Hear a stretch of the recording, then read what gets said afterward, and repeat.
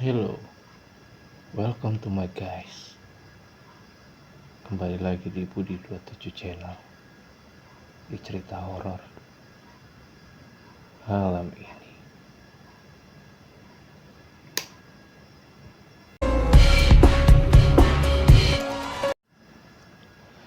Hello guys. Udah berapa lama nih gua nggak ngonten nih?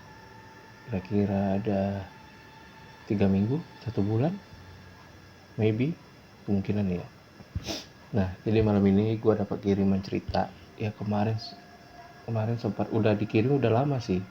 Cuman baru gua mau baca hari ini, malam ini. Karena kemarin tuh lagi mager-mageran sama lagi sibuk, ada something yang dikerjain lah gitu.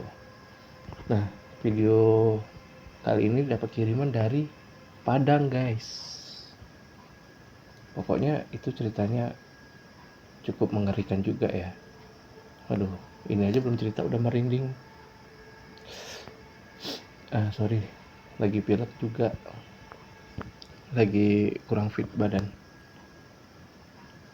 Yaudah guys, langsung pantengin aja ceritanya. Kenalin, aku Christine dan aku tinggal di Payakumbuh, Sumatera Barat.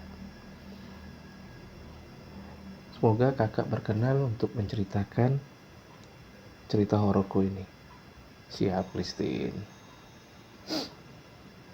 Oke, ini dia. Ini adalah cerita pengalaman yang mencekam melewati jalur angker. Cerita horor yang tidak akan pernah aku lupakan. Aku tak pernah membayangkan seandainya perjalananku ketika itu menjadi perjalanan panjang yang tak berujung di jalur angker. Oke, langsung saja ke inti cerita. Tepatnya pada tanggal 1 Mei 2015 silam, sekiranya pukul 22, ketika kulihat jam di layar HP-ku,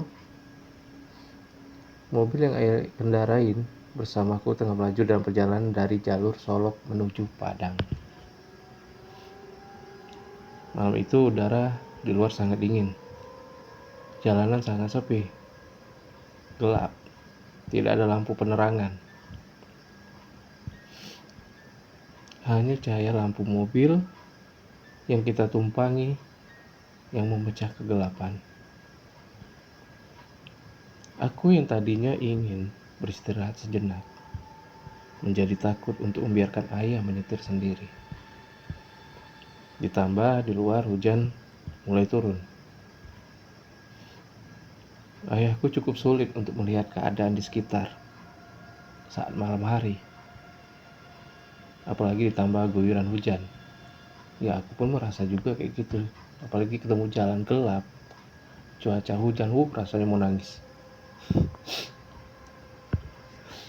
Oke, lanjut. Selain karena penglihatannya yang mulai kurang jelas, tentunya karena memang tidak ada pencahayaan lampu jalanan sama sekali, guys. Kubuka gawaiku untuk melihat Google Maps. Sementara di luar hujan turun kian deras.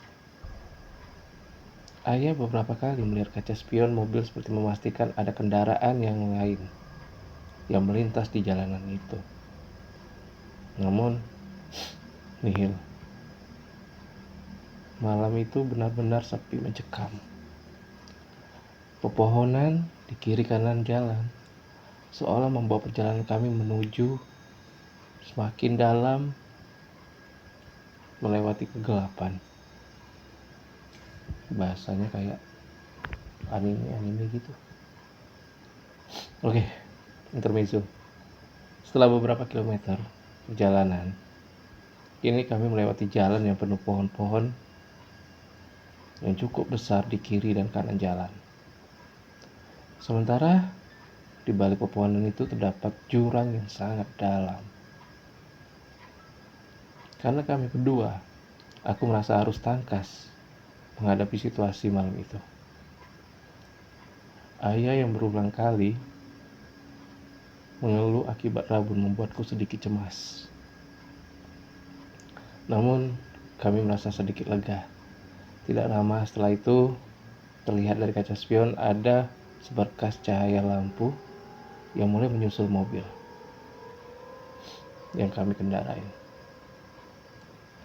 Semakin dekat dan kami bisa melihat itu sebuah mobil merek Tit berwarna putih. Entah dari mana mobil itu berasal, sebab dari awal aku bisa memastikan bahwa tidak ada kendaraan lain selain mobil ayahku. Tiba-tiba, sering, terang sekali mobil Innova putih itu menyalakan lampu yang terang sekali. Itu membuat ayah sedikit terbantu untuk melihat jalanan di depan yang diselimuti kegelapan. Ayah memacu mobil, mengikuti mobil itu yang menyalip kami selama 10 menit. Kami terus mengikuti dan aku mulai merasakan ada sesuatu yang aneh. Mataku mulai terasa berat untuk tetap terjaga. Namun, aku berusaha untuk melawannya. Sementara, ayah terlihat tetap berusaha membuntuti Innova putih itu. Kesebut deh. Samar-samar kulihat mobil di depan kami belok ke kiri. Sebelum aku benar-benar tak kuasa menahan kantut yang menggelayut, aku cepat-cepat mencegat ayah yang ingin turut membanting setir mobil ke kiri, mengikuti mobil yang di depan kami sebelumnya. Ayah sontak menginjak pedal rem. Dia tergelagak. Ayah mau kemana? Kita mau pulang kan? Merinding guys. Lurus saja ya. Tidak ada jalanan belok di sini, kataku. Aku sangat ingat jalanan di sini tidak ada simpang. Hanya ada jalanan lurus saja, pun ketika aku melihat Google Maps untuk kembali memastikan. Raut wajah ayah terlihat sedikit pucat. Aku mencoba menenangkannya. Aku kembali meyakinkannya bahwa tidak ada persimpangan di jalan ini. Ku ambilkan minum air mineral dari dalam tas yang masih tersisa setengah. Ku bukakan tutupnya lalu kusodorkan untuk ayah.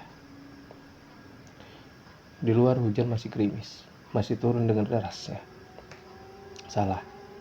Masih turun dengan derasnya.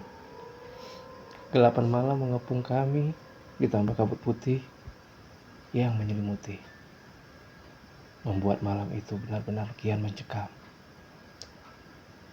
Sesaat kemudian bulu kuduku merinding ketika tiba-tiba terdengar suara tangisan perempuan dari balik pepohonan. Saat kemudian suara tangisan itu berubah jadi cerita yang bikin nyaliku menciut. Suaranya melengking memecahkan dengan malam. Ku tengok raut wajah ayah. Aku rasa dia juga mendengarnya. Bergegas saya kemudian menancap gas, membawa mobil. Kami meninggalkan tempat itu. Setelah agak tenang, ayah melihat wajahku. Nak, kamu lihat kan tadi kiri? Tadi ada mobil yang belok ke arah kiri. Ayahku bertanya. Nah, ayah serius. Ayah cuma mau memastikan kalau mobil Innova itu ke arah kiri. Balik ayah. Aku menganggukkan kepala. Pandangi raut wajah ayah yang tadinya santai kini berubah menjadi gelisah dan takut. Tidak seperti biasanya. Dia bersikap seperti ini. Kenapa ya? Tanya aku balik. Ayah mengelus dada, suasana hening sejenak. Udara di dalam mobil terasa gerah. Sekalipun pendingin tetap menyala. Suara jeritan perempuan yang masih terngiang memacu detak jantungku hingga tubuhku terasa panas dingin. Jalanan di sini angker, kata ayah. Setelah beberapa saat diam. Sebelah kiri kita tadi itu jurang. Ayah tahu itu. Tapi ayah tidak tahu kenapa ingin mengikuti mobil itu. Ayah merasa seperti setengah tidak sadar. Jika kamu tidak menghentikan ayah, mungkin kita sudah di alam yang lain. Jelas, ayah dengan nada yang sangat pelan. Sontak bulu kuduku berdiri kembali setelah mendengarkan pernyataan ayah. Ya, walaupun aku sebenarnya sudah tahu karena aku hafal jalan ini. Tua sombong. Tapi itu adalah pengalaman horor. Pertama, aku belum pernah mengalami hal menyeramkan semacam ini sebelumnya. Ayah, apa tadi aku juga melihat seperti ada jalan lain? Tapi jalan itu pendek seperti terpotong. Jelasku. Iya, itu hanya halusinasimu.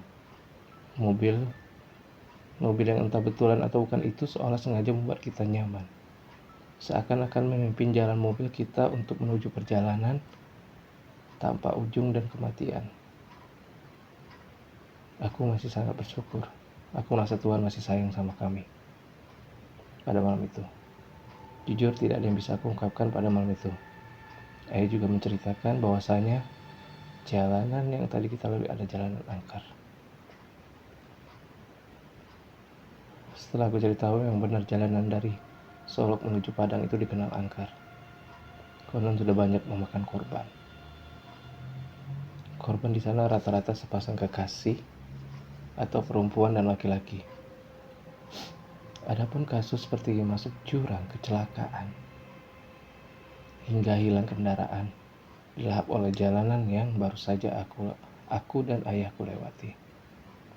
Mulai hari itu, aku tidak akan mau tidur ketika dalam perjalanan, sebab traumaku terjadi pada malam itu. Jalanan dari Solok menuju Padang memang melewati hutan yang di kiri kanannya terdapat tebing dan juga jurang dalam. Selama perjalanan tidak ada tikungan maupun simpang, jadi hanya ada jalanan lurus.